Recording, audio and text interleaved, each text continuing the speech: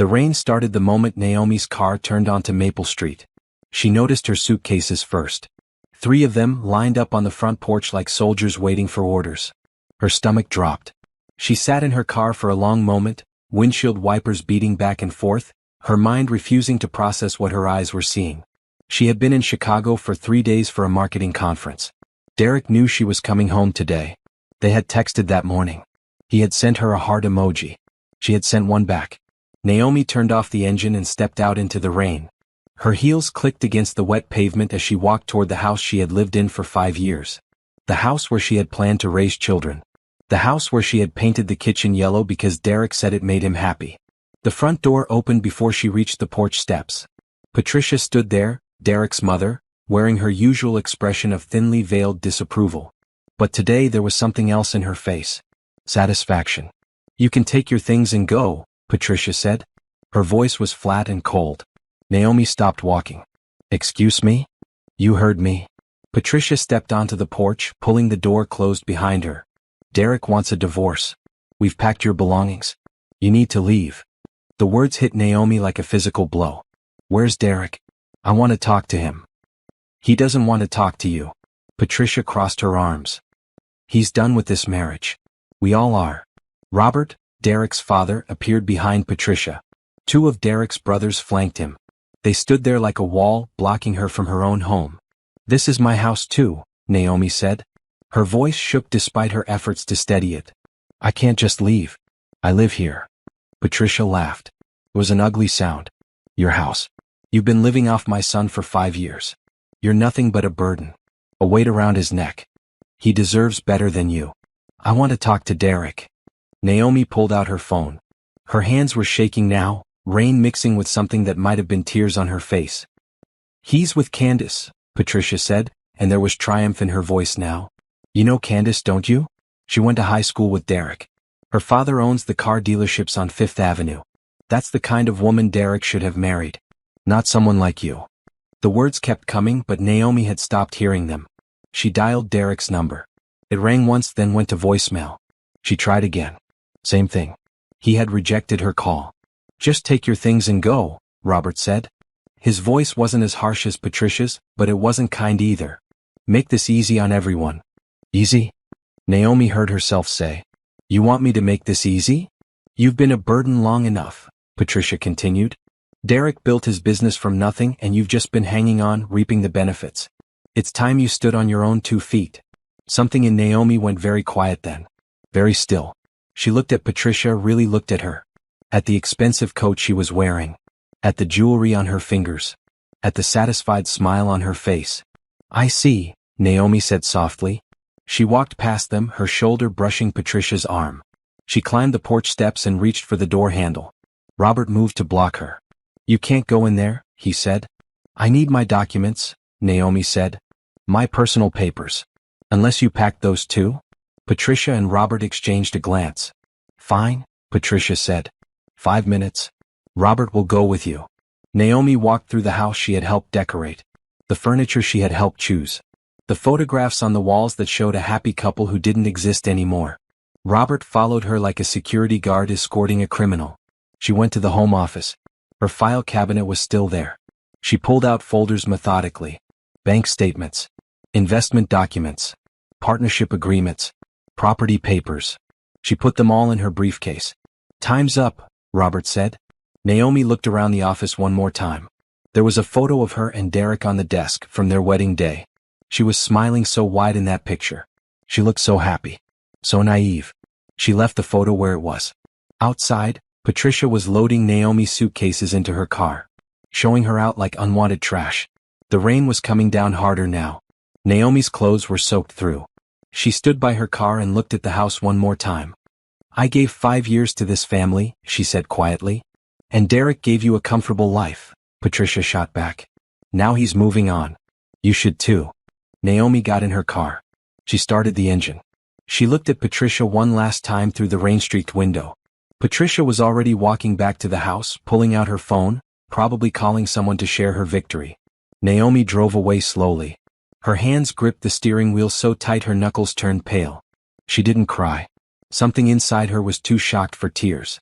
Too hurt for anger yet. She drove to the Marriott downtown and checked into a room. The desk clerk asked if she was okay. She realized she must look terrible. Soaking wet, mascara probably running, carrying a briefcase and nothing else. "I'm fine," she lied. In the hotel room, Naomi sat on the bed and stared at the wall. Her phone buzzed. A text from Derek's number. "Please don't make this difficult. I'll have my lawyer contact you. We can make this quick and simple." That was it. After 5 years of marriage. After everything they had built together. A text message telling her not to make things difficult. Naomi opened her briefcase and pulled out the documents she had grabbed. She started reading through them one by one. Bank statements showing deposits she had made. Investment agreements she had signed. Partnership papers with her name on them. And slowly, very slowly, something began to burn in her chest. It wasn't sadness anymore. It wasn't shock. It was anger. Pure, cold, clarifying anger. Patricia had called her a burden. Said she had been living off Derek. Said she had just been hanging on, reaping benefits. Naomi pulled out her laptop and opened her banking app. She looked at the numbers on the screen. Numbers Patricia clearly didn't know about. Numbers Derek had apparently forgotten. She picked up her phone and made a call. "Hello, this is Naomi Bennett. I need to schedule an appointment with a lawyer. Tomorrow morning if possible." "Yes, it's urgent. It's regarding a business partnership and a divorce." She hung up and looked at the documents spread across the hotel bed. Partnership agreements for Anderson Family Enterprises. Property deeds with her name on them. Investment records showing exactly how much money she had put into Derek's failing business. Patricia thought she was a burden. Derek thought he could just throw her away and move on with Candace. They had no idea what was coming. Naomi didn't sleep that night. She sat in the hotel room with her laptop and her documents, and she began to remember things. Details she had pushed aside. Conversations she had ignored. She remembered the night Derek had proposed. They had been dating for 8 months. He was charming and attentive and made her feel special. She said yes without hesitation. She remembered their first year of marriage. Derek's business was struggling. Anderson Family Enterprises, a small construction company his grandfather had started, was on the verge of bankruptcy. Derek would come home stressed, worried, talking about laying off workers. And she remembered the conversation that changed everything. "I have some money saved," she had told him one night. "From when my grandmother passed. It's just sitting in an account. Maybe it could help." Derek had been so grateful. So loving. He had held her and called her his angel. His savior. She had given him $300,000. Her entire inheritance from the grandmother who raised her. The grandmother who worked 2 jobs to put Naomi through college. The money that was supposed to be Naomi's safety net. Derek had put it into the business. He had promised her a partnership. Equal share, equal say. He had the papers drawn up. She had signed them, trusting him completely. Within a year, Anderson Family Enterprises was profitable again. Within 2 years, it had expanded. Derek hired more workers. They took on bigger projects. Patricia started wearing designer clothes and taking trips to Europe. And Naomi? She kept working at her marketing job. She came home and cooked dinner. She managed the household finances. She supported Derek's dreams while her own sat quietly on the shelf. Now, sitting in the hotel room, she pulled up her email and started searching. There were hundreds of messages related to the business. Contracts she had helped negotiate. Clients she had brought in through her professional network. Marketing strategies she had developed for free. Her phone buzzed. A text from her best friend, Shanice. "Girl, where are you? Derek's mom just posted on Facebook about him and some woman named Candace. What's going on?" Naomi opened Facebook. She rarely used it, but Derek and his family were active. She scrolled through Patricia's profile and felt sick. There were photos. Derek and Candace at a restaurant. Derek and Candace at Patricia's birthday party last month. Derek and Candace at a family barbecue. All while Naomi had been working late or visiting her aunt in Florida, or at that conference in Chicago. The comments were sickening. Such a beautiful couple. Finally, Derek found the right one. Candace is perfect for the family. Naomi noticed the dates. Some of these photos were from 6 months ago. 6 months. Derek had been cheating for at least half a year, and his entire family had known. They had welcomed Candace while Naomi was still living in that house, still playing the role of devoted wife. Her phone rang. "Shanice." "Naomi, what the hell is happening?" And Naomi told her. Everything. The suitcases on the porch. Patricia's words. Derek's text. The realization that she had been erased from her own life. "That's insane," Shanice said. Her voice was shaking with anger. "You can't let them do this. You need to fight back. I am, Naomi said quietly. But not the way they expect. She hung up and continued her research. She looked up Candace's social media. The woman was beautiful in a conventional way. Long blonde hair, perfect makeup, always posed just right. Her father owned 3 car dealerships. Her family had money. Old money from the look of it. Patricia would love that. Patricia had never thought Naomi was good enough. Too ambitious. Too independent. Too much of everything Patricia didn't want for her son. Naomi opened a new document on her laptop and started making a list. Every contribution she had made to the marriage. Every dollar she had invested. Every sacrifice she had made. The inheritance, $300,000 invested in Anderson Family Enterprises. The house down payment, $75,000 from her savings. The car Derek drove, $30,000 she had paid when his credit was too poor to get a loan. Her grandmother's wedding ring, melted down and remade into the ring Derek had given Patricia for her anniversary. Client contracts, at least $200,000 in business she had brought to Anderson Family Enterprises through her professional connections. The numbers added up. And up. And up. By morning Naomi had a figure. Conservatively, she had contributed over $500,000 to Derek's life. To his business. To his family's comfort. And Patricia had called her a burden. At 9 a.m., Naomi walked into the law office of Martinez and Associates. Jennifer Martinez was a lawyer Shanice had recommended. Sharp, ruthless, and known for winning difficult divorce cases. Tell me everything, Jennifer said, pouring them both coffee.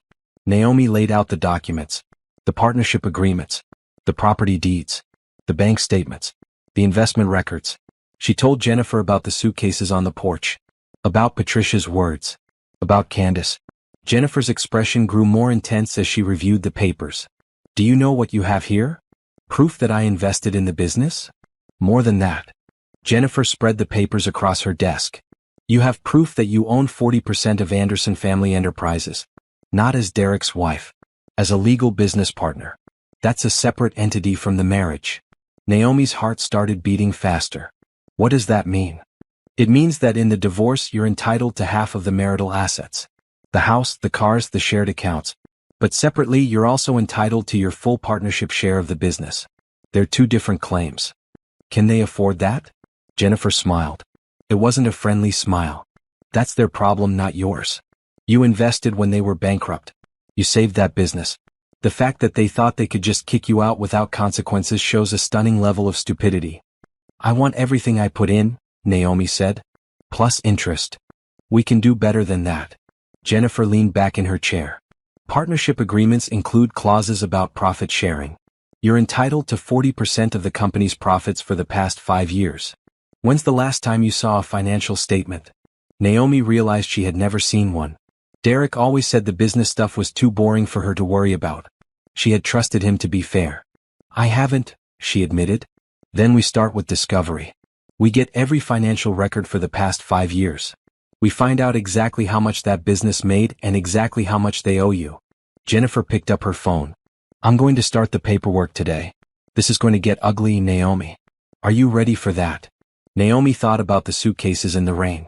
About Patricia's satisfied smile. About Derek and Candace smiling in those Facebook photos while she worked late, completely unaware. I'm ready, she said. Jennifer made some calls while Naomi sat in the office. She heard phrases like forensic accountant, and immediate injunction, and partnership dissolution. Legal words that meant Derek's comfortable life was about to get very uncomfortable. When Jennifer hung up, she looked at Naomi seriously. They're going to call you. They're going to beg. Derek will probably show up crying about how much he loves you. His family will offer you money to go away quietly. You need to be strong. Don't talk to any of them without me present. I won't, Naomi promised. Good. Jennifer stood up and shook her hand. Welcome to the best decision you've ever made. Let's destroy them. Naomi left the office feeling lighter than she had in years. The shock was wearing off. The grief was still there, but underneath it was something new. Something powerful. For 5 years she had made herself smaller. Quieter. She had supported and sacrificed and given everything. She had believed that was what love looked like. But it wasn't love. It was convenient for Derek. It was useful for his family. Real love didn't kick you out in the rain. Real love didn't call you a burden while spending the money you provided. Naomi walked to her car and sat behind the wheel. She looked at herself in the rearview mirror. Her eyes were red from lack of sleep, but they were clear, focused. Patricia had wanted her gone. Derek had wanted her erased. They were about to learn that Naomi Bennett didn't erase easily. And she didn't go quietly. She started the car and drove to her office. She had work to do. A life to rebuild. And a family to bankrupt. The next 2 weeks passed in a blur of legal paperwork and cold determination. Naomi moved like a machine, efficient and emotionless. She took 2 days off work to organize everything Jennifer needed, then threw herself back into her job with renewed focus. Her coworkers noticed the change. Naomi had always been good at her job, but now she was excellent. She stayed late, volunteered for difficult projects, and brought in 2 new clients in 1 week. Her boss, a sharp woman named Angela, called her into the office. "Are you okay?" Angela asked, concern in her eyes. "You're working like someone who's running from something." "I'm working like someone who's building something," Naomi corrected. "And I'm fine. Better than fine, actually." It was true. Despite the pain, despite the anger, Naomi felt more alive than she had in years. She wasn't tiptoeing around Derek's moods anymore. She wasn't rushing home to cook dinner for people who didn't appreciate her. She wasn't making herself small. She was taking up space. And it felt good. Jennifer called her every few days with updates. The discovery process had begun. Derek's lawyer had been shocked by the partnership claim. They had tried to argue that it was just a formality, that Naomi had never actually functioned as a partner. Jennifer had laughed. Then she sent them copies of 27 emails where Naomi had negotiated contracts, developed marketing strategies, and brought in clients. She sent them testimony from 3 business owners who confirmed they had hired Anderson Family Enterprises specifically because of Naomi's recommendation. Derek's lawyer stopped arguing after that. The forensic accountant Jennifer hired was a middle-aged man named Thomas who looked like somebody's friendly uncle. But his reports were savage. He tore through Anderson Family Enterprises books like a detective solving a murder. "They've been paying themselves significant bonuses," he told Naomi and Jennifer during a meeting. "Derek's salary is reasonable, but look here. Every quarter there's a management bonus paid to him and his father. $50,000 each. That's $400,000 a year going to them personally." While Naomi received nothing? Jennifer asked. Nothing. Not a single dividend payment to her as a partner. Not even a distribution at year-end. Thomas adjusted his glasses. "They've been treating her investment as if it was a gift rather than a partnership stake. That's illegal, by the way." Naomi felt cold rage spreading through her chest. Derek had been taking home extra money every 3 months. Money that was partially hers. While she worked overtime at her own job to help cover their personal expenses. "How much do they owe me?" she asked. Thomas slid a paper across the table. "Based on a 40% partnership stake and the profit-sharing clause in your agreement, I calculate you're owed approximately $280,000 in back distributions. That's not counting your initial investment or interest on that investment." Jennifer smiled. "So with the initial investment, interest, and back distributions, we're looking at around $600,000. Plus half the marital assets," Thomas added. "The house, the cars, the joint accounts. Can they pay that?" Naomi asked. "That's the interesting question," Thomas said. He pulled out another document. "Anderson Family Enterprises has assets, but most are tied up in equipment and ongoing projects. Their liquid capital is around $300,000. If they have to pay you immediately, they'll need to liquidate. Sell equipment. Possibly sell the business itself." "Good," Naomi said flatly. Jennifer and Thomas both looked at her. She realized how cold she sounded. How different from the woman who had cried in this office 2 weeks ago. "I'm sorry," she said. "I don't mean to sound heartless." "Don't apologize," Jennifer said firmly. "They kicked you out like trash. They called you a burden while living off your money. You're not heartless, Naomi. You're finally putting yourself first." That night, Naomi sat in her new apartment. She had rented a small 1-bedroom in a building downtown. It was nothing fancy, but it was hers. She had bought new sheets, new towels, new dishes. Everything was hers, purchased with her money, touched only by her hands. She made herself dinner. Pasta with vegetables. Simple and easy. She ate it on the couch while watching a crime documentary. She didn't have to ask anyone what they wanted to watch. She didn't have to compromise. Her phone buzzed. A text from an unknown number. "Naomi, this is Robert. We need to talk. What you're doing is going to destroy this family. Derek made a mistake, but this revenge is too much. Please call me." She deleted the text without responding. Jennifer had told her not to engage. Anything she said could be used against her later. Another text came through. Patricia, this time. You're being vindictive and cruel. We welcomed you into this family and this is how you repay us? By trying to take everything we've built? You should be ashamed. Naomi stared at that message for a long time. The audacity of it. The shamelessness. They had kicked her out. They had known about Candace for months. They had stolen her partnership distributions. And somehow she was the villain? She typed a response. You're right. I should be ashamed. I'm ashamed it took me 5 years to realize what you really are. She deleted it without sending. No contact meant no contact. Instead, she opened her laptop and looked at her bank accounts. Her emergency fund had been depleted when she gave Derek the investment, but she had been rebuilding it. She had $42,000 saved. Not a fortune, but enough to live on while the legal process played out. She looked at job postings. She didn't need a new job, but she was curious. What could she do? Where could she go? For 5 years, she had planned her career around Derek's needs. His business was here, so she stayed here. His family was here, so she made this her home. But now, she could go anywhere. Do anything. The thought was terrifying and exhilarating at the same time. She got a call from Shanice. How are you holding up? I'm okay, Naomi said. Really? I'm angry, but I'm okay. I saw Patricia post it again. She's playing the victim on Facebook, saying you're trying to destroy a family business out of spite. Naomi laughed bitterly. Of course she is. Let her. The truth will come out in court. People are believing her though, Shanice warned. Derek's friends are commenting, calling you greedy and vindictive. Let them, Naomi said. She felt surprisingly calm. They don't know what really happened. And I don't owe them explanations. You're stronger than I thought, Shanice said quietly. When you first called me that night, I thought you were going to fall apart. But you're not, are you? You're fighting. I'm tired of being treated like I don't matter, Naomi said. I'm tired of making myself small so other people can be comfortable. Derek and his family wanted me gone? Fine. But they don't get to keep what's mine. After she hung up, Naomi opened the folder of documents she had assembled. Every receipt, every contract, every email. She had created a timeline of her entire marriage, documenting every contribution she had made. It was damning. And it was true. She had receipts for furniture she bought. Emails confirming client contracts she secured. Bank statements showing deposits she made. A paper trail of a woman who gave everything and got nothing in return. Jennifer had copies of all of it. So did Thomas. Derek's lawyer had copies too, and Naomi imagined him looking through them, realizing how badly his client had screwed up. Because the thing about the truth was this. It didn't care about feelings. It didn't care that Patricia thought Naomi was beneath them. It didn't care that Derek wanted to move on with Candace. The truth was simple. Naomi had invested $300,000 in a failing business and saved it. She was a legal partner entitled to profit distributions. She had never received them. That was theft, plain and simple. And now the bill was coming due. Naomi closed her laptop and looked around her small apartment. It wasn't much yet.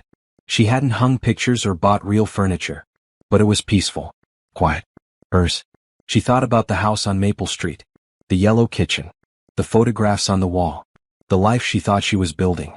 It had all been an illusion. A pretty lie. This apartment, with its bare walls and basic furniture, was more real than that house had ever been. Her phone buzzed again. Derek, this time. We need to talk. Please. I know I hurt you, but this legal action is too much. Can we meet? Just the two of us. We can figure this out like adults. Naomi read the message twice. Like adults. As if she was the one being childish. As if she was the one who had destroyed their marriage. She typed, have your lawyer contact my lawyer. That's the only communication I'll accept. She sent it before she could second-guess herself. Then she blocked Derek's number. She blocked Patricia. She blocked Robert and Derek's brothers. She blocked Candace, even though Candace had never tried to contact her. Clean slate. Fresh start. Tomorrow Jennifer would file the official claim. The paperwork demanding payment of the partnership debt. The beginning of the end for Anderson Family Enterprises. Naomi should have felt guilty. Part of her expected to. These were people she had called family for 5 years. Derek's nieces and nephews would be affected. Workers might lose jobs. But when she closed her eyes, all she saw were those suitcases on the porch. All she heard was Patricia calling her a burden. They had made their choice. Now they would live with the consequences. Naomi turned off the lights and went to bed. For the first time in 2 weeks, she slept soundly. No nightmares. No tears. Just the deep, peaceful sleep of someone who knows they're doing the right thing. The legal notice was delivered to Anderson Family Enterprises on a Tuesday morning. Jennifer had timed it perfectly. Derek was meeting with potential clients. Robert and Patricia were both in the office. The entire family was together when the process server walked in and handed them the paperwork. Jennifer called Naomi an hour later. It's done. They'd been served. How did they react? The process server said Robert went pale. Patricia started yelling at him. Derek called my office 6 times in 20 minutes. I didn't answer. Jennifer sounded satisfied. Now we wait. They have 30 days to respond or settle. Naomi sat at her desk trying to focus on work. She had a presentation to finish for a potential client. A marketing campaign for a new restaurant opening downtown. Normal work. Normal life. But nothing felt normal anymore. Her phone rang constantly that day. Derek called from different numbers. Patricia called from the office line and her cell phone. Even Derek's brother tried. Naomi ignored them all. She had blocked their regular numbers, but they were desperate now, trying anything.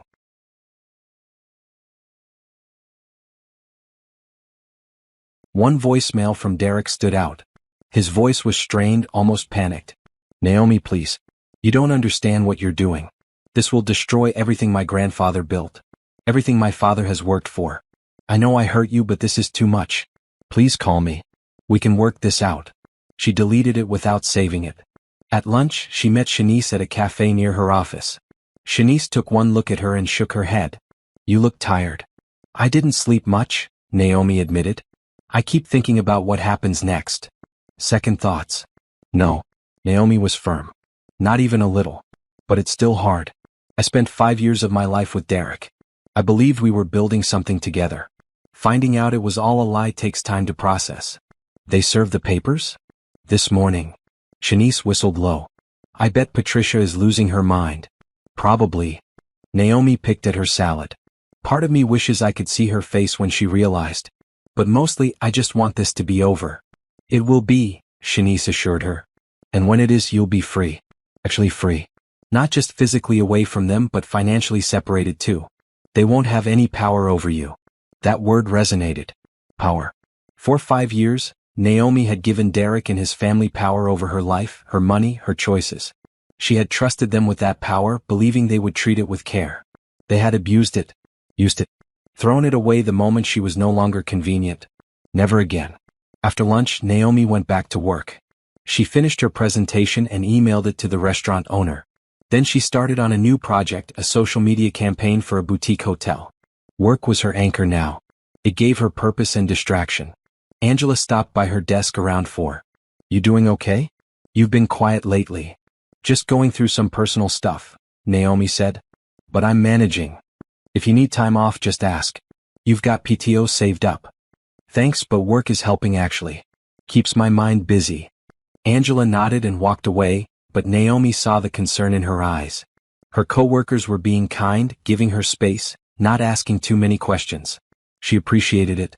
That evening, she went to her apartment and changed into comfortable clothes. Sweatpants and a t-shirt. No makeup. No fancy outfit. Just her, alone in her space. She ordered Chinese food and ate it straight from the containers while watching television. Simple pleasures. Small freedoms. Things she had taken for granted before Derek. Her new phone buzzed. Jennifer. Derek's lawyer called. They want to meet. Already? They're panicking. The forensic accountant's report was damning. They know they don't have a defense. They want to negotiate before this goes to court. What do you think I should do? That's up to you, Jennifer said. We can meet with them. Hear what they're offering. But you don't have to accept anything. We can let this go to trial if you want. Naomi thought about it. A trial would be public. All the details would come out. Derek's affair. The stolen distributions. Patricia's cruelty.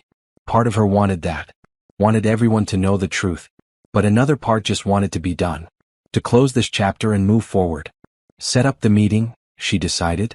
But I'm not compromising. They pay everything they owe or we go to trial. That's my girl, Jennifer said approvingly. I'll call them back. The meeting was scheduled for Friday afternoon. 3 days away. Naomi tried not to think about it, but it was impossible. She would be in the same room as Derek for the first time since that terrible day with the suitcases. She didn't know how she would react. She would cry. She would yell. She would feel anything at all. On Thursday night, she couldn't sleep. She lay in bed staring at the ceiling, thinking about everything that had happened. Everything that was about to happen. Her phone lit up with a text. An unknown number. Naomi, this is Candace. I know you don't want to hear from me, but I need to tell you something. Derek lied to me. He told me you two were already separated. He said you were fine with the divorce, that it was mutual. I didn't know he kicked you out. I didn't know about the business stuff. I'm sorry. I broke up with him. Naomi read the message 3 times. Part of her felt vindicated. Candace had left Derek. He had lost both women. But mostly she felt nothing. Candace's apology didn't change anything. She had still been with a married man. She had still been welcomed into Derek's family while Naomi was erased. She didn't respond. She just blocked the number and put her phone away. Friday came too quickly. Naomi dressed carefully that morning. A navy blue pantsuit. Professional. Powerful. She put on minimal makeup and pulled her hair back. She looked at herself in the mirror and barely recognized the woman staring back. This version of Naomi was harder. Colder. Less willing to bend. She liked her. The meeting was at Jennifer's office. Naomi arrived 15 minutes early. Jennifer met her in the lobby. Remember, you don't have to say anything. I'll do the talking. Just sit there and look strong. I can do that, Naomi said. They went to the conference room. It was large and intimidating with a long table and leather chairs. Jennifer had set it up deliberately. Power dynamics mattered in negotiations. Derek arrived exactly on time. He walked in with his lawyer, a middle-aged man named Peterson who looked uncomfortable. Behind them came Patricia and Robert. Naomi hadn't expected them. She felt her stomach clench, but she kept her face neutral. Derek looked terrible. He had lost weight. There were dark circles under his eyes. His hair needed cutting. He looked like a man who hadn't slept in days. Good, Naomi thought coldly. Now he knows how it feels. Patricia looked furious. Her face was tight with barely controlled rage. She glared at Naomi with pure hatred. Robert just looked tired. Defeated. They all sat down. Derek tried to catch Naomi's eye. She looked at the wall behind him instead. Let's begin, Jennifer said crisply. You asked for this meeting. What are you offering? Peterson cleared his throat. My clients acknowledged that there was a partnership agreement. However, they believe Ms. Bennett's claims are exaggerated. The business's success wasn't solely due to her investment. The Anderson family's hard work and expertise were significant factors. That's not what we asked, Jennifer said. We asked what you're offering. Not your opinion on who deserves credit. Peterson pulled out a document. We're prepared to offer Ms. Bennett her initial investment back. $300,000. Plus $50,000 for her trouble. That's $350,000 paid out over 3 years. In exchange, she dissolves the partnership and signs a non-compete clause. Jennifer didn't even look at the document. No. Excuse me? No. That offer is insulting. My client is owed $600,000 minimum. That's not negotiable. The only question is whether you pay it voluntarily or we take it through court. Patricia exploded. $600,000. That's insane. We don't have that kind of money lying around. Then sell the business, Jennifer said calmly. Liquidate your assets. File for bankruptcy. I don't care how you get it. But my client is getting what she's legally owed. This is extortion, Patricia hissed. No, this is business, Jennifer replied. Your family entered into a partnership agreement. You violated the terms of that agreement by not paying distributions. You committed fraud. Now you pay the price. Derek finally spoke. His voice was hoarse. Naomi, please. Look at me. She didn't want to. But something made her turn her head. Their eyes met. I'm sorry, he said. I'm so sorry for everything. I was wrong. I was a coward. But please don't do this. This business is my family's legacy. My grandfather started it. My father built it. Don't destroy it out of revenge. Naomi felt Jennifer's hand on her arm, a silent reminder not to engage. But she couldn't help herself. You destroyed it, she said quietly. The day you kicked me out. The day you stole my money. The day you chose Candace over your wife.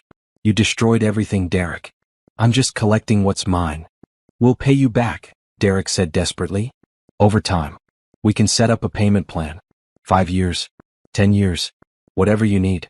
Just don't force us to liquidate. You had 5 years to pay me, Naomi said. 5 years of quarterly distributions you kept for yourselves. 5 years of treating my investment like it was a gift. Why should I give you more time? Because I loved you, Derek said. His voice broke. I still love you. I made mistakes, but we can fix this. We can go to counseling. We can start over. Just please drop the lawsuit. Naomi stared at him. This man who had been her husband, who had promised to love and cherish her, who had kicked her out in the rain without a second thought. You don't love me, she said. You love what I can give you. My money, my connections, my willingness to make myself small so you can feel big. That's not love, Derek. That's exploitation. She stood up. Jennifer, I'm done here. Let them know our final offer. $600,000. Paid in full within 90 days. Or we go to trial. She walked out of the conference room without looking back. She heard Patricia start yelling. Heard Derek call her name. Heard Robert trying to calm everyone down. She didn't care. She was done listening to them. Done caring about their feelings. Done being the reasonable one. In the hallway, she leaned against the wall and took a deep breath. Her hands were shaking. Not from fear. From relief. She had faced them. She had been strong. She hadn't caved. Jennifer came out a moment later. You were perfect. Cold as ice. They're scared now. Good, Naomi said. They should be. Peterson asked for time to discuss with his clients. I gave them 48 hours to respond. After that, we file for trial. Naomi nodded. She felt exhausted suddenly. Drained. Like she had run a marathon.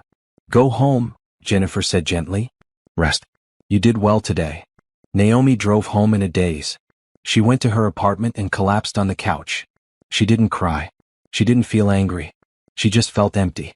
Her phone buzzed. Shanice. How did it go? I told them to pay or we go to trial. And Derek begged. Patricia screamed. Robert looked like he aged 10 years. But I didn't back down. I'm done being weak, Shanice. I'm done letting them walk all over me. Proud of you, girl. You want company? No. I just want to sleep. She hung up and closed her eyes. In 2 days she would have her answer. Either they would pay or she would destroy them in court. Either way, Naomi Bennett was taking back her life. The response came on Sunday evening. Naomi was eating dinner when Jennifer called. They agreed, Jennifer said. $600,000. But they're asking for 6 months to pay, not 90 days. They need time to liquidate assets. Naomi thought about it. 6 months was longer than she wanted. But it was also realistic. What happens if they don't pay? We put a lien on the business. On their personal property. If they default, we seize everything. The business, their homes, their cars. Everything. And they agreed to that? They don't have a choice. Peterson knows they'd lose in court. This way they at least have a chance to pay without a public trial. Okay, Naomi decided. 6 months. But I want monthly payments. $100,000 a month. If they miss even one payment, we seize immediately. I'll draw up the agreement. They'll sign it this week. After Jennifer hung up, Naomi sat in silence. She had won. In 6 months she would have her money back. Plus interest. Plus damages. Everything Derek and his family had stolen from her. But victory felt hollow. She had spent 5 years loving Derek. Building a life with him. And it had all been worth exactly $600,000 in the end. That's what their marriage amounted to. A business transaction that went bad. She wondered if Candace knew. If she understood that Derek had been willing to throw away his wife for a woman whose only real value was her family's money and social standing. Probably not. Women like Candace probably thought it was romantic. That Derek had chosen her out of love, not calculation. The first payment was due on March 1st. Naomi marked it on her calendar. $100,000. The first installment of her freedom. She went to work the next day determined to move forward. She had been treading water for weeks, just surviving. Now it was time to actually live again. Angela called her into the office. I've been impressed with your work lately. The restaurant campaign you designed brought in 3 new clients who wanted similar services. I'm giving you a raise. 15%. And I want you to lead the creative team on a new project. Naomi blinked. I wasn't expecting that. You've earned it. Whatever you're going through in your personal life, you're channeling it into excellent work. Keep it up. A 15% raise. More responsibility. More money. Naomi felt a spark of pride. This was hers. Not because of Derek. Not because of his family.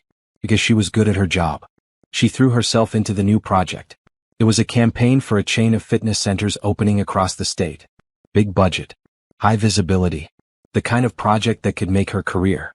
She worked 12-hour days. She brainstormed with her team. She created mood boards and slogans and marketing strategies. She forgot about Derek and Patricia and the lawsuit. She forgot about everything except the work in front of her. And slowly she started to feel like herself again. Not the woman who had been married to Derek. The woman she had been before him. Ambitious, creative, unstoppable. 3 weeks later, Jennifer called with news. The first payment is due tomorrow. Peterson confirmed they'll make it on time. Good. But there's something else. Anderson Family Enterprises is struggling. 2 major contracts fell through. Clients are leaving. Workers are quitting. The business is failing fast. Naomi felt a twinge of something. Not guilt exactly, but awareness. Why are contracts falling through? Word got out about the lawsuit. About Derek's affair. About how they treated you. Construction is a small world, Naomi. People talk. And apparently, a lot of contractors don't want to work with a family that steals from their business partners. Karma, Naomi thought. She should have felt satisfaction. But mostly she felt tired. That's not my problem, she said out loud. No, it's not, Jennifer agreed. But be prepared. They might not be able to make all 6 payments. We might end up seizing the business anyway. Then we seize it. The first payment came through on March 1st. $100,000 deposited into Naomi's account. She stared at the number on her screen. It felt surreal. This was her money. Money she had earned by being brave enough to leave. Brave enough to fight back. She paid off her credit card. Paid 3 months of rent in advance. Put $50,000 into a high-yield savings account. The rest she kept liquid just in case. For the first time in months, she felt financially secure. April's payment came on time too. Another $100,000. Naomi breathed a little easier. Maybe they would actually pay it all. Maybe she wouldn't have to destroy them completely. But in May things changed. The payment was late. 5 days late. Then a week. Then 10 days. Jennifer sent a formal notice. Pay immediately or face seizure. Peterson called back the next day. My clients need more time. They're selling equipment. Trying to find buyers. But the market is slow. They signed an agreement, Jennifer said coldly. Monthly payments or we seize. Those were the terms. If you seize now, you'll get nothing. They're underwater. Bankruptcy is coming either way. At least give them time to sell assets. You'll get more money that way. Jennifer looked at Naomi. Your call. Naomi thought about it. She could seize now and force bankruptcy. Or she could wait and potentially get more money. It was a business decision. Nothing personal. Except it was personal. It would always be personal. 2 weeks, she said finally. They have 2 weeks to make the May payment plus June's payment. $200,000. If they miss it, we seize everything. Peterson agreed. He sounded relieved. The 2 weeks crawled by. Naomi checked her bank account obsessively. No payment came. On day 13, Patricia called from an unknown number. Naomi almost didn't answer, but something made her pick up. You're destroying us, Patricia said without preamble. Is that what you wanted? To ruin a family? To put people out of work? I wanted what I was owed, Naomi said calmly. That's all. You stole from me for 5 years. Now you're paying it back. We gave you a good life. Derek took care of you. With my money, Naomi shot back. My inheritance. My investment. My connections. Everything you're losing now? You built it on my foundation. And you treated me like trash. So yes, Patricia. I'm taking it back. All of it. You're heartless. No. I'm done being walked on. There's a difference. She hung up. Her hands were shaking, but she felt strong. Powerful. She had stood up to Patricia. Finally said everything she had held inside for years. Felt amazing. The 2 weeks passed. No payment came. Jennifer filed the seizure papers. A judge signed off immediately. The legal system moved quickly when money was involved. Anderson Family Enterprises was frozen. All bank accounts. All equipment. All assets. Everything was locked down pending liquidation. Derek called Naomi from yet another unknown number. She answered out of morbid curiosity. You won, he said. His voice was hollow. Are you happy now? The business my grandfather built is gone. My parents are losing their house. Workers are unemployed. You destroyed everything. I didn't destroy anything, Naomi said. I invested in a failing business and saved it. I was a partner who never got paid. I was a wife who was kicked out in the rain. Everything that's happening to you now? You brought it on yourself. I made a mistake, Derek said. I had an affair. I hurt you. But this punishment doesn't fit the crime. You're taking everything. You took everything from me first, Naomi said. My money. My trust. 5 years of my life. And you did it without blinking. So yes, Derek. I'm taking everything back. And I'm not sorry. She hung up before he could respond. She blocked that number too. Later that week, Jennifer called with final numbers. The liquidation is complete. After paying off business debts and legal fees, the remaining assets total $520,000. Combined with the $200,000 they already paid you, that's $720,000. More than we sued for. What happens to Derek's family? They're filing for personal bankruptcy. The house is going into foreclosure. Robert's retirement account is gone. Patricia is looking for work for the first time in 30 years. Derek moved in with his brother. Naomi absorbed this information. She waited to feel guilty. Waited for regret.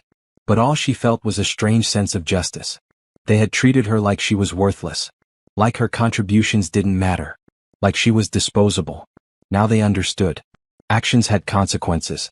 Cruelty had costs. Make sure the workers get their final paychecks, Naomi said. Whatever's left after that, put it in my account. Already done. The workers were paid first. You'll have the remainder by Friday. Friday came. Naomi's account balance jumped by $520,000. Added to what she had already received, she now had $720,000. More money than she had started with. More than Derek had ever paid her. She sat in her apartment and looked at the number on her screen. This was freedom. Real, tangible freedom. She could pay off her student loans. She could invest. She could start her own business. She could do anything. The possibilities were dizzying. Her phone buzzed. Shanice, I heard the business is done. You okay? I'm okay, Naomi said. And she meant it. I'm actually okay. Want to celebrate? Drinks tonight? You know what? Yes. I think I deserve a celebration. They went to a nice bar downtown. Naomi ordered expensive wine and allowed herself to relax for the first time in months. Shanice raised her glass. To Naomi, who took back her power and didn't apologize for it. They clinked glasses. Naomi drank and felt the wine warm her from the inside. She wasn't happy exactly. Too much had happened for happiness. But she was content. Satisfied. At peace. She had fought. She had won. And now, finally, she could move forward. Without Derek. Without his family. Without the weight of their expectations and cruelty. Just Naomi. Free and whole and ready for whatever came next. The aftermath was strange. Naomi kept expecting to feel something, guilt, regret, even satisfaction. But mostly she felt nothing. Just a vast, quiet emptiness where Derek and his family used to be. She returned to work with renewed purpose. The fitness center campaign was a massive success. Her team's marketing strategy increased memberships by 40% in the first quarter. Angela was thrilled. I'm promoting you to senior creative director, Angela announced one morning. You've more than earned it. Plus, it comes with another raise in profit sharing. Naomi accepted gracefully, but inside she was reeling. Senior creative director. A title she had wanted for years. A title Derek had always said she wasn't ready for. He had been wrong about so many things. Life settled into a new rhythm. She worked hard during the day. In the evenings, she explored the city like a tourist. She went to museums she had never visited. Tried restaurants she had never been to. Derek had hated trying new things, preferring the same 5 restaurants on rotation. She bought herself things without asking permission. A new laptop. Expensive skincare products. A piece of art from a local gallery that cost $800. Every purchase was a small act of rebellion. She was rebuilding herself, piece by piece. 6 weeks after the liquidation, Shanice called her on a Saturday morning. You need to see something. Check Facebook. Naomi hadn't looked at social media in months. She had deleted the apps from her phone. But curiosity got the better of her. She opened Facebook on her laptop. Patricia had posted a long rant. It was titled, When Vindictive Exes Destroy Families. Naomi read it with a strange detachment. To all our friends and family who have been asking what happened to Anderson Family Enterprises. We were destroyed by a vindictive ex-daughter-in-law who valued revenge over compassion. After my son made a mistake in his marriage, his ex-wife sued us for an outrageous amount of money, forcing us to liquidate a business my father built from nothing. She showed no mercy, no willingness to compromise. Good, hardworking people lost their jobs because of her greed. We lost everything we worked for because she couldn't forgive. I hope she's happy with her blood money. I hope it was worth destroying a family legacy. The comments were a mix of support and criticism. Some people called Naomi terrible names. Others pointed out that if there was a lawsuit, there must have been a legal reason for it. One comment made Naomi smile. If your son and your family didn't do anything wrong, why did she win in court? Maybe tell the whole story, Patricia. Shanice called. Are you okay? That post is awful. I'm fine, Naomi said. And she was. Let her play victim. People who know the truth know what really happened. People who don't know won't believe anything I say anyway. You're not going to respond? Why would I? I don't owe Patricia or anyone else an explanation. The court documents tell the whole story. If people want to know the truth, they can look it up. When did you get so zen? Shanice asked, impressed. When I stopped caring what Derek's family thinks of me, Naomi said. They can spin this however they want. I have my money. I have my freedom. They can't touch me anymore. But the universe wasn't done with surprises. 2 weeks later, Naomi was at her favorite coffee shop when she heard a familiar voice. Naomi? She turned. Derek stood there holding a cup of coffee. He looked even worse than the last time she saw him. Thinner. Older. Defeated. Derek. Her voice was neutral. Polite. The way you'd greet a stranger. Can we talk? Just for a minute? Every instinct told her to say no. To walk away. But she was curious. What could he possibly have to say now? 1 minute, she agreed. They sat at a corner table. Derek wrapped his hands around his coffee cup like he was cold, even though it was warm outside. I'm sorry, he said. I know I've said it before, but I need you to know I really am sorry. For everything. The affair. Letting my family treat you that way. All of it. Okay. Is that all you have to say? What do you want me to say, Derek? That I forgive you? That I understand? I don't. You kicked me out of my own home. You stole money from me for 5 years. Your mother called me a burden while wearing jewelry I helped pay for. So no, I don't have anything to say except okay. Derek flinched. I know I hurt you. But did you have to destroy everything? Couldn't you have just taken your money and left it at that? I did take my money. That's exactly what I did. It's not my fault that your business was built on my investment and couldn't survive without it. People lost jobs, Naomi. Good people. My parents lost their home. Your parents stole from me, Naomi said flatly. They took distributions that belonged to me. They treated me like trash. And they knew about Candace for months without telling me. So forgive me if I don't feel sorry for them. Where does it end? Derek asked. His voice was desperate now. How much is enough? You have your money.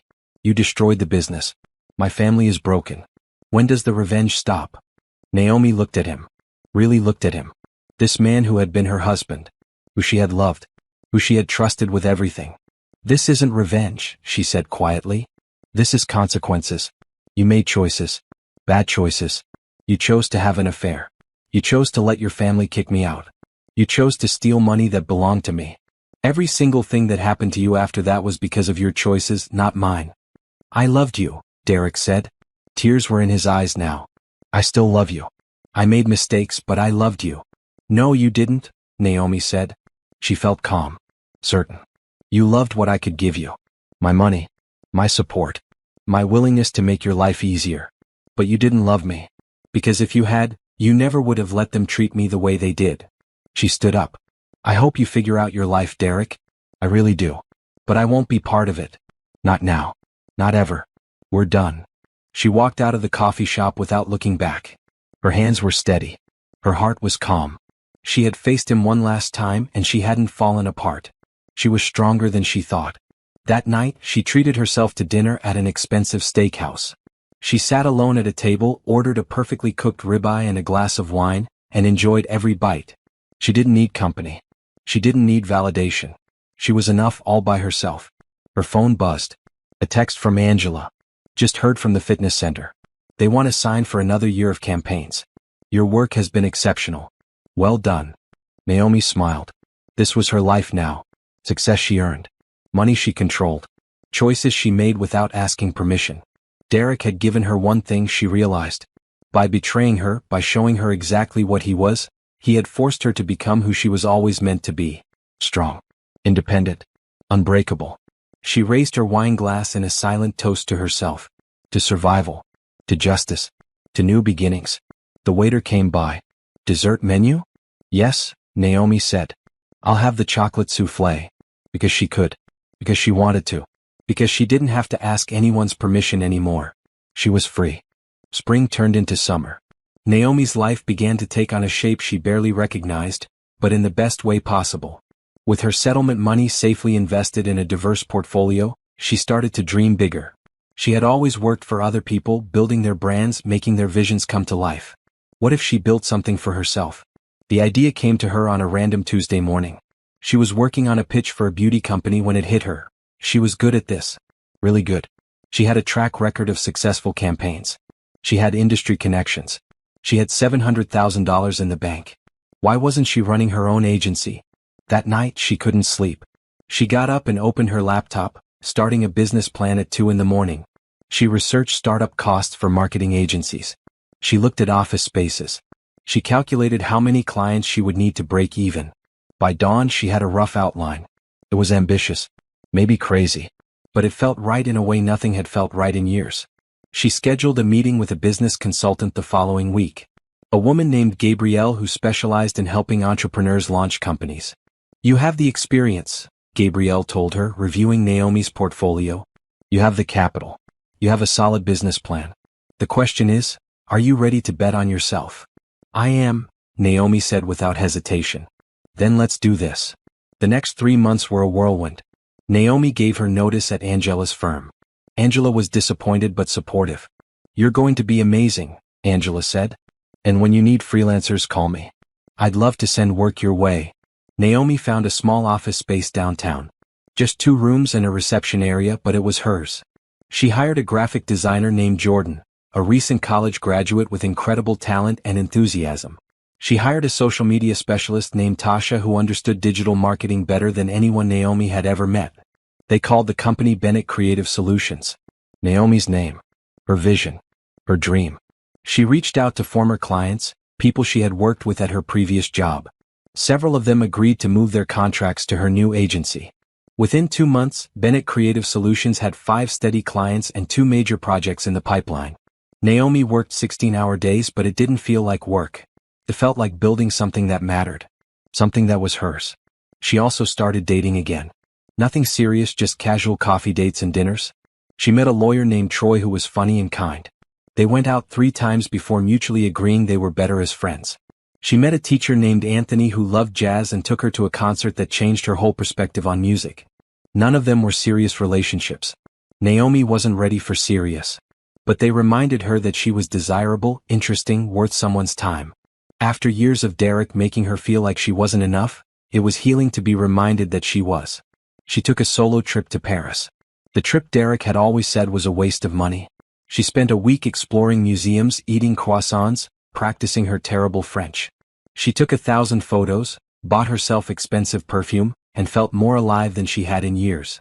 On her last night in Paris, she sat at a cafe watching people walk by and realized something profound. She was happy. Actually, genuinely happy. Not content.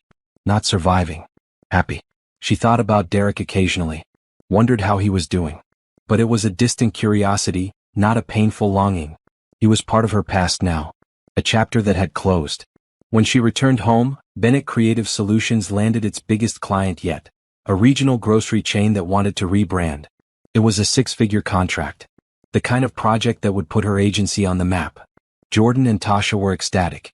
They worked late nights developing concepts, testing strategies, creating presentations. Naomi led the team with confidence she didn't know she possessed. The grocery chain executives loved their pitch. They signed immediately. You're really good at this, Tasha told her after the meeting. Like scary good. Why weren't you running your own company before? I didn't think I could, Naomi admitted. Or maybe I didn't think I deserved to. Well, you do. And we're lucky to work for you. That meant more to Naomi than Tasha probably realized. She moved into a bigger apartment. A 2-bedroom loft with huge windows that let in so much light, it felt like living in sunshine. She decorated it exactly how she wanted. Bold colors. Modern furniture. Art that made her feel something. No compromises. No asking if someone else liked it. Just her taste, her style, her home. She reconnected with old friends she had lost touch with during her marriage. She joined a book club. She started taking a painting class on Tuesday evenings. She built a life that was full and rich and entirely her own. One Saturday she was at a farmer's market when she saw Candace. The woman looked polished as always, but there was something brittle in her expression. She was alone, browsing vegetables with the focus of someone trying not to think about something else. Naomi almost walked away. But something made her stop. Candace. The woman turned and her face went pale. Naomi. I didn't know you'd be here. I live downtown now. I come here every week. Awkward silence. Candace shifted her shopping bag from one hand to the other. I meant what I said in my text, Candace finally said. I didn't know he was still married. Not really. He told me you two were separated. It doesn't matter now, Naomi said. And it didn't? This woman had been a symptom of Derek's problems, not the cause. I heard about the business. About everything. Candace looked uncomfortable. I know people think it was brutal, but I get it. They lied to you. They used you. Yes, they did. For what it's worth, Derek was miserable after I left. He kept calling me begging for another chance. But I could see what he was. A man who wanted someone to save him. I didn't want that job. Neither did I, Naomi said. Not anymore. Candace managed a small smile. You look good. Happy. I am. I'm glad. You deserve it. They parted ways. Naomi continued shopping, but the encounter stayed with her. Even Candace had seen the truth eventually. Derek was a man who wanted to be rescued. He wanted someone to fix his problems, fund his dreams, make his life easier. He had never wanted an equal partner. He had wanted a support system with legs. That evening, Naomi cooked dinner in her beautiful apartment. She video-called Shanice while she was making pasta. You look amazing, Shanice said. Glowing. I feel amazing, Naomi admitted. I love my job. I love my apartment. I love my life. Is that weird? To love your own life. Girl, that's the goal.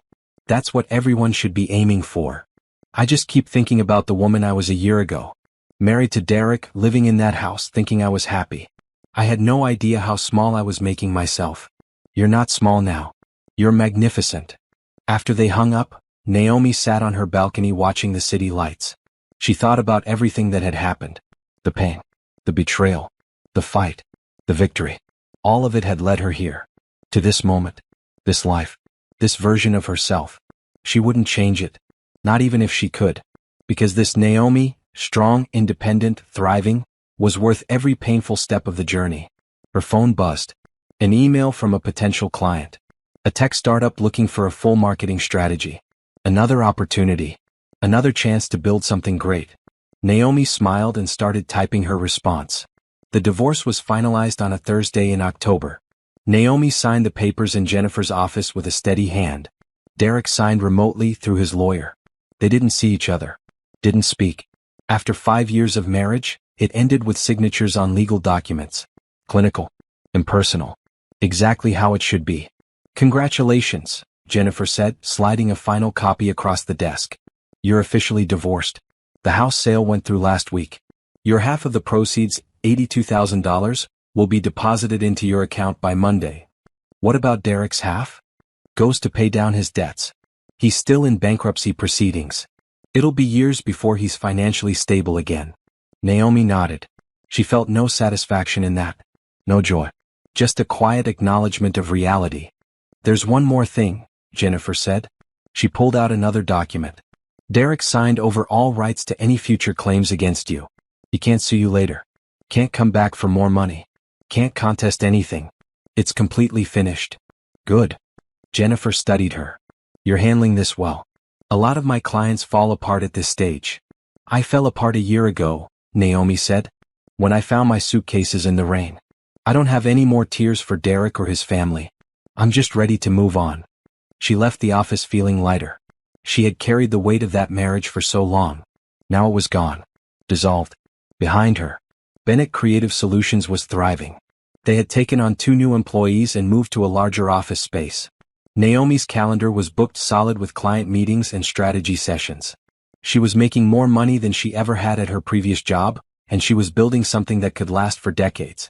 She had also started mentoring young women in marketing. She gave talks at local colleges about entrepreneurship. She shared her story, not the painful details but the lesson, that you could lose everything and rebuild even stronger.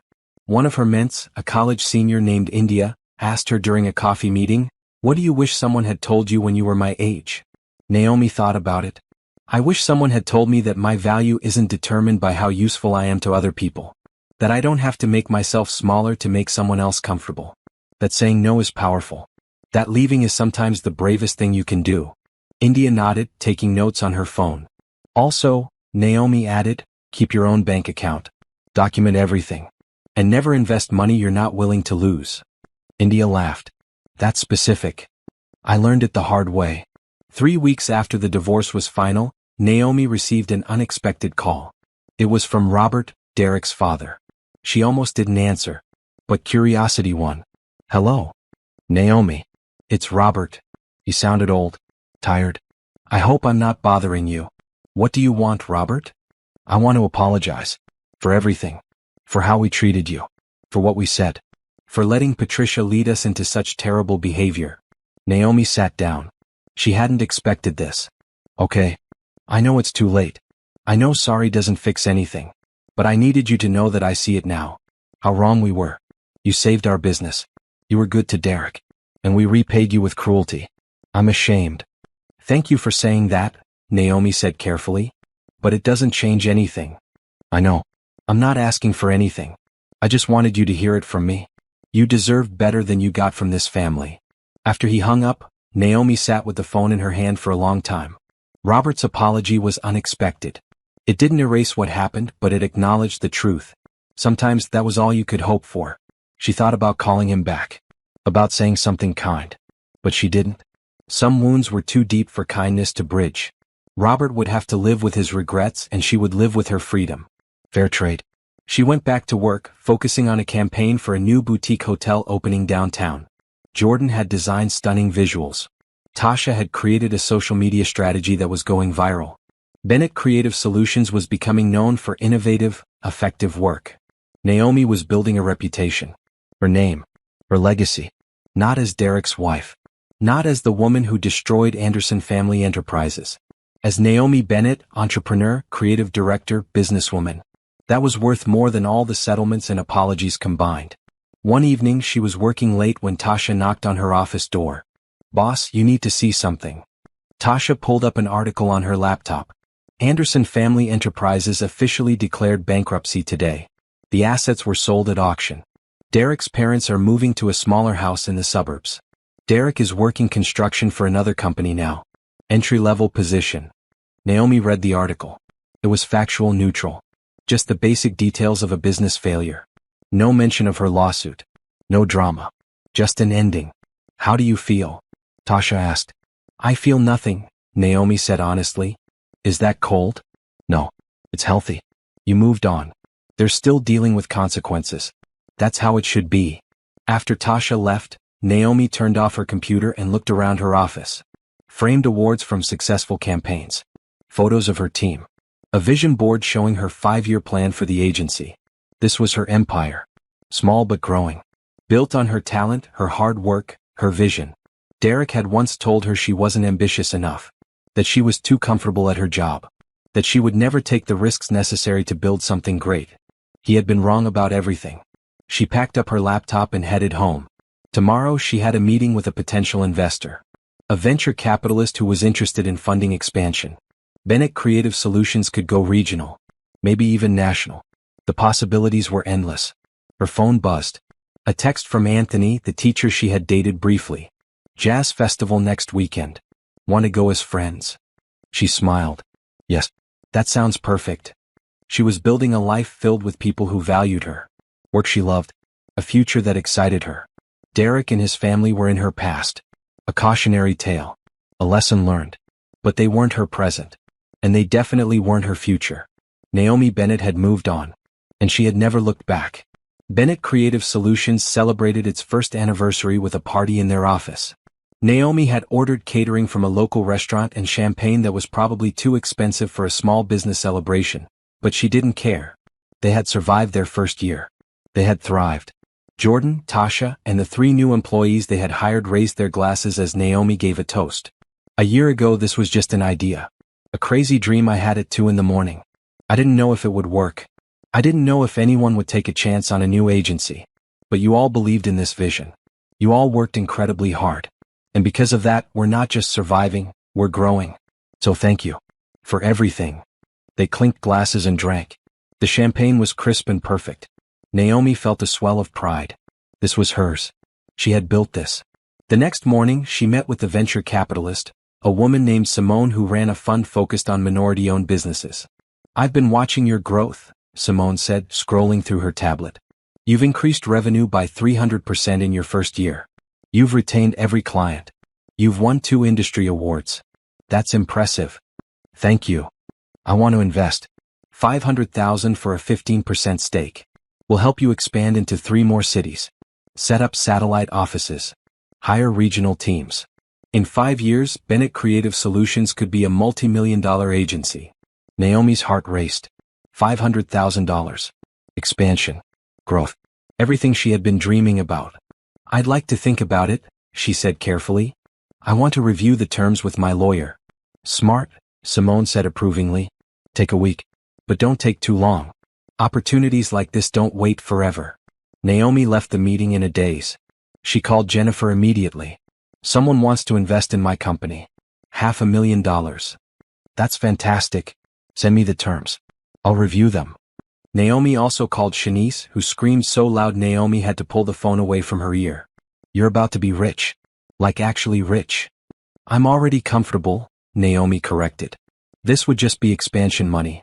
"Girl, you went from being kicked out in the rain to building an empire in less than 2 years. That's amazing." Naomi thought about that. Shanice was right. 2 years ago, she had been standing on a porch in the rain, watching everything she thought was her life get taken away. Now she was negotiating investment deals and planning regional expansion. The contrast was staggering. Jennifer called back that evening. "The terms are good. Fair equity stake, no weird clauses, and Simone's fund has a great reputation. I think you should do it." Naomi signed the agreement the following week. $500,000 flowed into Bennett Creative Solutions' business account. They began planning the expansion immediately. Atlanta first, then Charlotte, then Houston. 3 new markets. 3 new offices. Dozens of new employees. Naomi traveled constantly, setting up operations, interviewing candidates, meeting with potential clients. It was exhausting and exhilarating. She was building something bigger than she had ever imagined. In Atlanta, she hired a creative director named Monique who had 15 years of experience at major agencies. In Charlotte, she found a social media expert named Carlos who had viral campaigns under his belt. In Houston, she recruited a team of designers fresh out of top art schools, hungry and talented. Bennett Creative Solutions was becoming a name, a brand, a force. Naomi also invested her personal settlement money wisely. She bought a condo. Not a rental. She bought it outright with cash. 3 bedrooms, 2 bathrooms, a view of the river. It was hers. No mortgage. No Derek's name on the deed. Just her name. She furnished it slowly, carefully, choosing pieces she loved. She hung art on the walls. She bought plants and actually kept them alive. She made it a home. She also started taking better care of herself. She hired a personal trainer. Started eating healthier. Not because anyone was judging her, but because she wanted to feel strong. She joined a yoga studio. Took weekend hiking trips. Learned to paddleboard. She was inhabiting her life fully. No longer just surviving. Thriving. One Sunday afternoon, she was at a bookstore when she ran into Patricia. Derek's mother looked smaller somehow. Older. She was wearing jeans and a plain sweater. No designer labels. No expensive jewelry. Patricia saw her and froze. For a moment, neither of them moved. Then Patricia turned and walked the other way. Naomi felt a strange mix of emotions. Relief that they didn't have to interact. Sadness at how it had all ended. But mostly she felt nothing. Patricia was part of her past. A person who had hurt her. But that hurt had shaped her into someone stronger. She bought her books and went home, putting Patricia out of her mind. That night, she video called her Aunt Ruth, her father's sister who had helped raise her after her parents died. "Look at you," Ruth said, beaming. "You look happy, baby. Really happy." "I am, Auntie. I really am. Your grandmother would be so proud. You took the money she left you, and even though someone tried to steal it, you fought back. You built something beautiful. That's what she would have wanted." Naomi felt tears prick her eyes. "I wish she could see this." "She can, baby. She can." After they hung up, Naomi thought about her grandmother. The woman who had worked 2 jobs to give Naomi opportunities. Who had saved every penny so Naomi could go to college.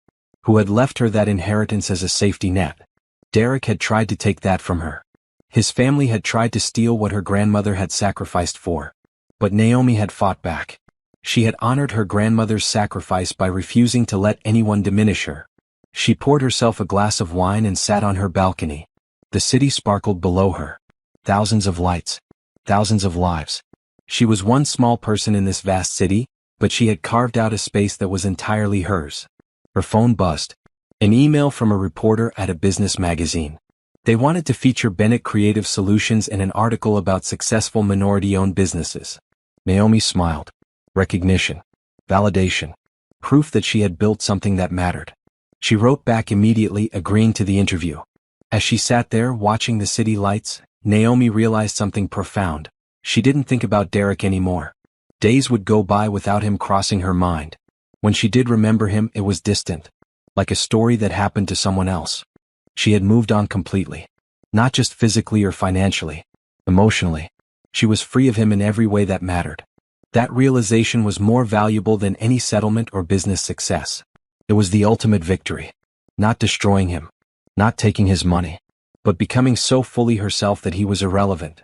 She raised her wine glass to the city lights. To freedom. To new beginnings. To the life she had built from ashes. "Here's to me," she whispered. "I did it." And she had. Against all odds, despite all the pain, she had built an empire. Not just a business. An entire life. Strong and beautiful and entirely her own. The business conference was held at a luxury hotel downtown. Bennett Creative Solutions had been invited to speak on a panel about innovative marketing strategies. Naomi had been nervous about public speaking, but Monique had encouraged her. "You're the face of this company. People need to hear your story. How you built this from nothing." So Naomi had agreed. She wore a sharp black pantsuit and her favorite heels.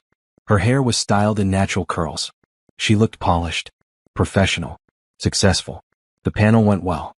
She spoke confidently about their growth strategy, their approach to client relationships, their commitment to diverse hiring. When the moderator asked about challenges she had faced, she kept it professional. "Starting a business is always risky. But I learned that betting on yourself is the best investment you can make. Even when other people don't believe in you, you have to believe in yourself." The audience applauded.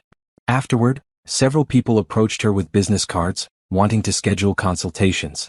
She was networking with a potential client when she saw him. Derek.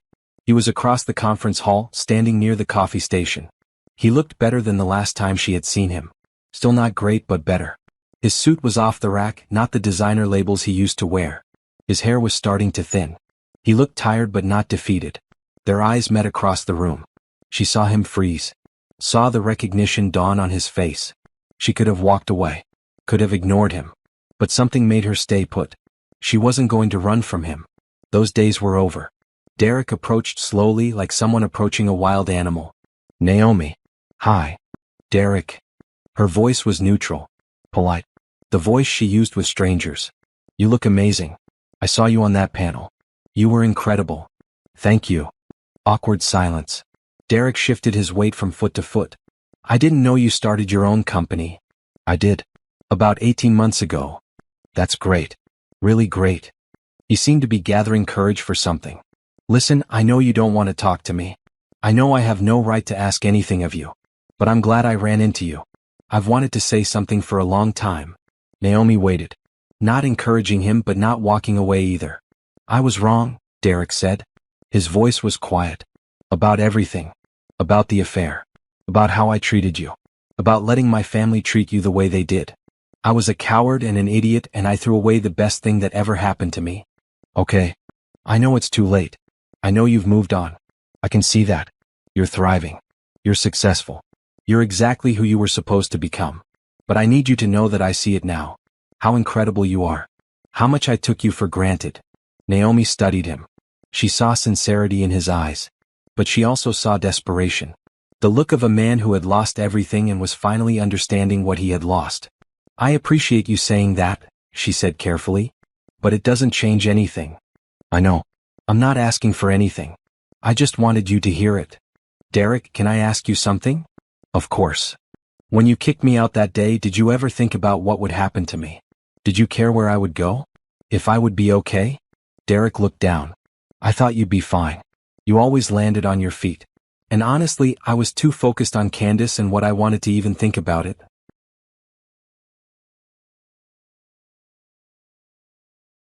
That's what I thought. Naomi nodded. You didn't see me as a person.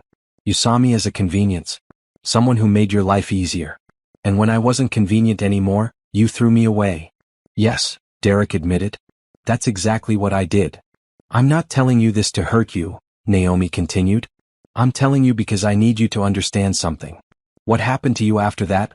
Losing the business, losing your family's money, losing everything, that wasn't revenge. That was you experiencing the consequences of your choices. You stole from me. You betrayed me. You treated me like I was worthless. All I did was take back what was mine. I know. Do you? Because your mother posted on Facebook that I was vindictive. Your father called me heartless. You sent me messages saying I was destroying your family out of spite. None of you ever acknowledged that you destroyed yourselves. Derek was quiet for a long moment. You're right. We blamed you because it was easier than admitting we were wrong. It's easier to make you the villain than to face what we did. I'm not the villain, Derek. And I'm not the hero either. I'm just a woman who refused to let people steal from her. That's all this ever was. For what it's worth, Derek said, I'm proud of you. For everything you've built. For being strong enough to leave. For becoming this version of yourself. Thank you, Naomi said. But I need you to understand something else. I didn't become this person because you left me. I became this person despite you. For 5 years I made myself smaller so you could feel bigger. I gave up my dreams so yours could thrive. I sacrificed constantly. And you took it all for granted. When you forced me out, you actually gave me a gift. You gave me the chance to remember who I was before you. And it turns out I like her a lot better. Derek's eyes were watery now. I'm sorry. I know you are. But sorry doesn't fix anything. It doesn't give me back 5 years. It doesn't erase the pain. It just means you finally understand what you lost. Is there any chance? Derek started. No, Naomi said firmly. There's no chance. Not now. Not ever. I've moved on, Derek. Completely. You're part of my past and that's where you'll stay. I understand. Derek wiped his eyes. I just thought I should ask. Try one more time. Now you know. And you can stop wondering. A potential client approached Naomi with a business card. She turned to them with a professional smile, effectively dismissing Derek. When she glanced back, he was walking away. His shoulders slumped. His whole posture screaming defeat. She felt a twinge of something. Not pity exactly. Not satisfaction either. Just a quiet acknowledgement that this chapter was finally, truly closed. She had said everything she needed to say. He had heard it. It was done. The potential client introduced herself as the CMO of a major retail chain. Your panel presentation was fascinating. We're looking for a creative agency to rebrand our stores. Would Bennett Creative Solutions be interested in pitching? Naomi focused completely on the conversation. This was her life now. New clients. New opportunities. Forward momentum. She scheduled a meeting for the following week. They exchanged information. The woman walked away smiling. Naomi looked around the conference hall. Hundreds of professionals networking, making deals, building connections. She was one of them now. A successful entrepreneur. A respected voice in her industry. Not Derek's ex-wife. Not the woman who destroyed Anderson Family Enterprises.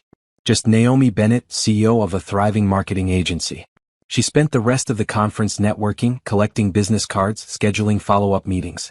By the end of the day, she had 6 potential new clients and an invitation to speak at another conference in Atlanta. On her way out, she passed the coffee station where she had talked to Derek. He was gone, of course. Probably back to his entry-level construction job. His small apartment. His diminished life. She felt no triumph in that. No satisfaction. Just the knowledge that their paths had diverged completely. He was going one direction. She was going another. They would never intersect again. In the car, she called Monique. The conference was excellent. I have 6 potential leads and another speaking invitation. Boss, you're a star. I told you public speaking would pay off. You were right. And Monique, thank you. For believing in this company. For believing in me. You make it easy to believe. That evening, Naomi went home to her condo.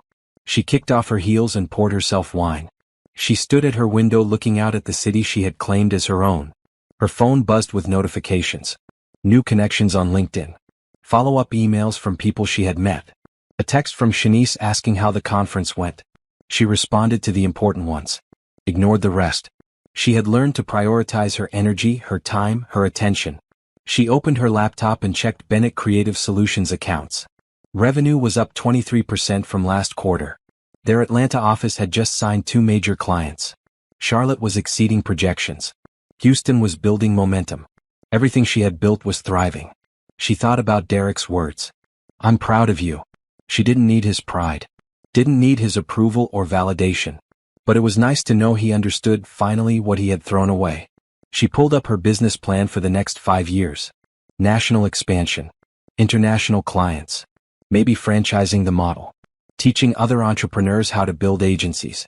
The possibilities were endless. Exciting. Completely within her control. Naomi closed her laptop and raised her wine glass to her reflection in the window. "To me," she said softly, "for being brave enough to leave. For being strong enough to fight. For being smart enough to build something beautiful from the wreckage." She drank and felt the wine warm her from the inside. Tomorrow she had meetings, pitches, strategy sessions, a company to run, an empire to expand. But tonight she would rest, celebrate quietly, acknowledge how far she had come. From the woman crying in a hotel room 18 months ago to the CEO of a successful company. From devastated and broken to whole and thriving. From someone who had lost everything to someone who had built an empire. Derek had said she always landed on her feet. He had been wrong about that too. She hadn't just landed on her feet. She had soared. And she was never coming back down. Naomi Bennett had won. Not by destroying Derek. Not by taking revenge. But by refusing to let his betrayal define her. By choosing herself. By building a life so full and beautiful that he became irrelevant. That was the ultimate victory. And she was going to enjoy every second of it.